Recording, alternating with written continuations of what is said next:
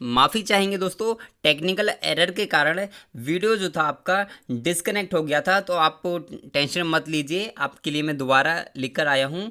तो यहाँ पर बहुत ही ज़्यादा इंपॉर्टेंट क्वेश्चन थे, तो मैंने सोचा कि आपके लिए सारे क्वेश्चंस कराना बहुत इंपॉर्टेंट है, इसीलिए मैं दोबारा से आपके लिए वीडियो लेकर आ गया। ठीक है, तो यहाँ पर ये वाला क्वेश्चन जो था आपका, बुद्धि लब्धि शब्द का जनक कौन था, तो ये मैंने आपको बहुत अच्छे से करा दिया था। तो दोस्तों चलिए चलते हैं अगले क्वेश्चन पर, जो आपका 19 क्वेश्चन है। ठीक है, हमारा नंबर 19 जो क्वेश्चन है वो है, गिलफोर्ड ने बुद्धि का कौन सा आयाम नहीं बताया। गिलफोर्ड ने बुद्धि का कौन सा आयाम नहीं बताया दोस्तों। तो अगर हम बात करें इस प्रश्न की, ठीक है, इस प्रश्न की जब हम बात करते हैं तो बताइए, संक्रिया, मूल्यांकन, विषय वस्तु या उत्पाद। गिलफोर्ड की बात हो रही है दोस्तों, गिलफोर्ड। और गिलफोर्ड के सिद्धांत का क्या नाम था, तो गिलफोर्ड के सिद्धांत का नाम था त्रिविमीय सिद्धांत। कौन सा, त्रिविमीय सिद्धांत।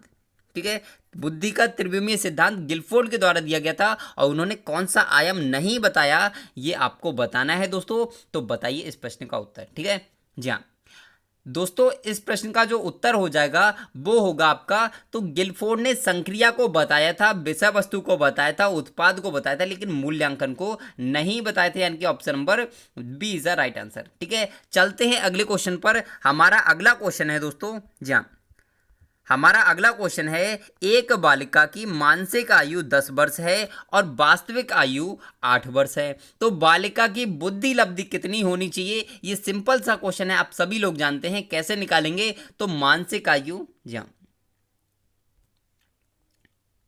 मानसिक आयु बटे में वास्तविक आयु,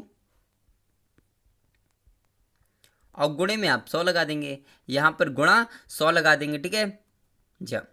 अब इनको कर सकते हैं, कोई दिक्कत नहीं। ऊपर मानसिक आयु लिख देंगे, 10 लिखेंगे ऊपर, और वास्तविक आयु नीचे 8 लिखेंगे, गुणे में 100 कर देंगे। तो बताइए दोस्तों बुद्धि लब्धि कितनी आ जाएगी। तो आप सभी लोग जानते हैं, सिंपल सा क्वेश्चन है, 125 आ जाएगा। कितना, 125 आ जाएगा, आप सभी लोग जानते हैं।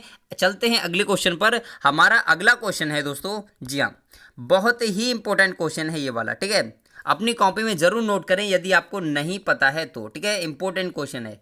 एक बालक की मानसिक आयु 6 वर्ष से बढ़कर 8 वर्ष हो जाती है और उसकी वास्तविक आयु 10 वर्ष है, तो बालक को आप किस श्रेणी में रखेंगे, जड़ बुद्धि में, मूर्ख बुद्धि में, मंद बुद्धि में, मूढ़ बुद्धि में।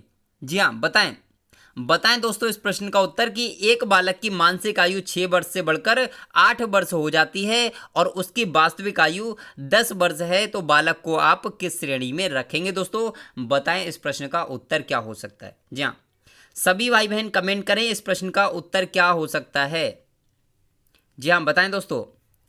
तो ध्यान रखिए दोस्तों, इस प्रश्न का आपका जो उत्तर हो जाएगा, तो यहाँ पर अगर किसी बालक की मानसिक आयु 6 वर्ष से बढ़कर 8 वर्ष हो जाती है और उसकी जो वास्तविक आयु है वो 10 वर्ष है, तो उसे हम क्या कहेंगे, तो उसे हम कहीं ना कहीं मंद बुद्धि कहेंगे। Option number C is the right answer. चलते हैं अगले क्वेश्चन पर दोस्तों। जी हाँ, बहुत अच्छे क्वेश्चन है दोस्तों। ठीक है, और वीडियो अच्छी लग रही हो तो एक बार लाइक शेयर सब्सक्राइब जरूर करें। ठीक है, अब बताएं, बुद्धि का विकास पूर्ण हो जाता है किस अवस्था में, 14 से 16 वर्ष की अवस्था में, 10 से 14 वर्ष की अवस्था में, या फिर 17 से 20 वर्ष की अवस्था में, या फिर 16 से 18 वर्ष की अवस्था में। तो बताना है कि बुद्धि का जो विकास होता है, डेवलपमेंट होता है, वो किस अवस्था में पूर्ण हो जाता है दोस्तों। कमेंट करें इस प्रश्न का उत्तर। जी हाँ, बताएं दोस्तों, मोस्ट इंपोर्टेंट क्वेश्चन है। जी हाँ, बहुत अच्छा क्वेश्चन है, और अपनी कॉपी में जरूर नोट कर लीजिए यदि आपको नहीं पता हो तो। ठीक है,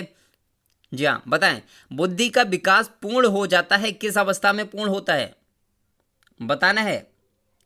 तो ध्यान रखिए दोस्तों, इस प्रश्न की जब हम बात करें तो बुद्धि का जो विकास होता है वो आपका कहीं ना कहीं जो पूर्ण होता है, तो आपका 14 से, जी हाँ बिल्कुल सही, 14 से 16 वर्ष की अवस्था में बुद्धि का विकास पूर्ण हो जाता है। इसको आप ध्यान रखेंगे, क्योंकि ये आपका बहुत ही मोस्ट इंपॉर्टेंट क्वेश्चन है। ठीक है, चलते हैं अगले क्वेश्चन पर। हमारा अगला क्वेश्चन है दोस्तों, आप खुद देखते हैं मैं आपके लिए कितनी मेहनत करता हूं दोस्तों, कभी आपके साथ टाइम पास करने की कोशिश नहीं करता, हमेशा आपका टॉपिक से ही बात करता हूं। कभी भी इधर उधर की बात नहीं करता। तो आप भी अपने परिवार श्री गुरु अकेडमी, देखिए ये कोई चैनल नहीं है, हमेशा मैं बोलता हूँ ये आपका एक परिवार है। तो परिवार के लिए कम से कम एक शेयर, ठीक है, एक शेयर, ज़्यादा नहीं दोस्तों, आप अपने भाई बहनों के लिए एक शेयर करें, बस ज़्यादा नहीं करना है, ठीक है। अब बताना है कि बुद्धि परीक्षणों की आवश्यकता है क्यों, विषय के चयन में, कक्षाओं के निर्माण की दृष्टि से, पाठ्यक्रम के चयन में, या फिर सभी दृष्टि से, बताएं। सिंपल क्वेश्चन है, आप सभी लोग कर सकते हैं इस प्रश्न के लिए, लेकिन मैं हमेशा बोलता हूं जब भी आपको उपर्युक्त सभी दिया हो तो पहले प्रश्न को पढ़ लीजिए, उसके बाद ही सभी लगाएं, ठीक है। तो यहां पर बात करते हैं बुद्धि परीक्षण की आवश्यकता होती है, बिल्कुल हमारा जो कौन सा विषय अच्छा है उसके चयन में बिल्कुल सही है। कक्षाओं के निर्माण की दृष्टि से बिल्कुल सही दोस्तों, कक्षाओं के निर्माण की दृष्टि से भी बुद्धि परीक्षण की आवश्यकता होती है।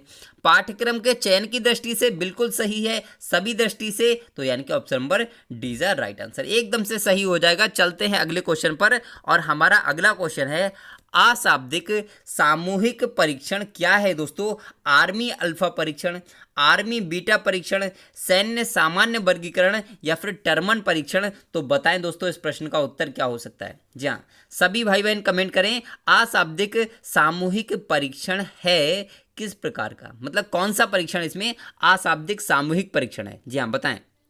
तो ध्यान रखिए दोस्तों, आपका जो आर्मी अल्फा परीक्षण है वो आपका सही हो सकता है, लेकिन गलत हो रहा है दोस्तों, ध्यान रखिए, ये आपका अशाब्दिक नहीं है।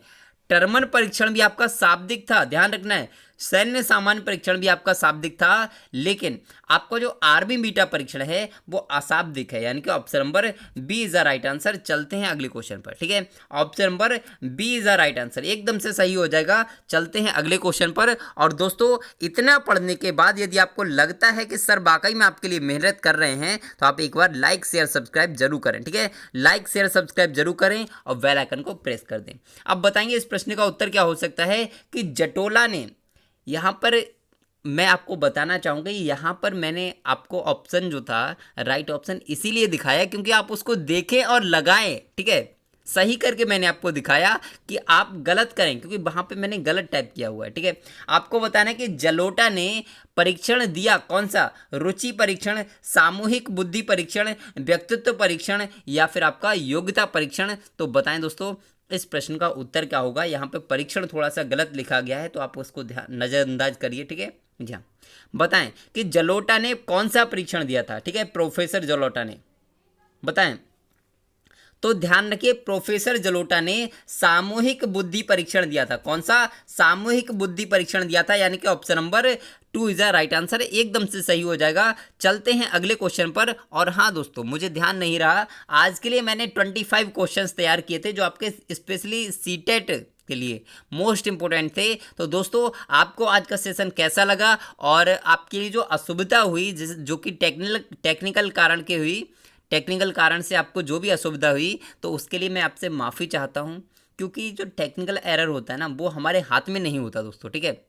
तो इसीलिए आप थोड़ा सा कोऑपरेट करिए उसके लिए। और आपको वीडियो कैसी लगी एक बार कमेंट करके ज़रूर बताइए। और दोस्तों लाइक शेयर सब्सक्राइब करना बिल्कुल मत भूलिए, ठीक है। और दोस्तों आज के लिए बस इतना ही, फिर मिलते हैं एक नेक्स्ट वीडियो में नेक्स्ट टॉपिक के साथ। तब तक के लिए हंसते रहिए, मुस्कुराते रहिए और तैयारी करते रहिए दोस्तों, ठीक है। तो चलिए बाय बाय दोस्तों।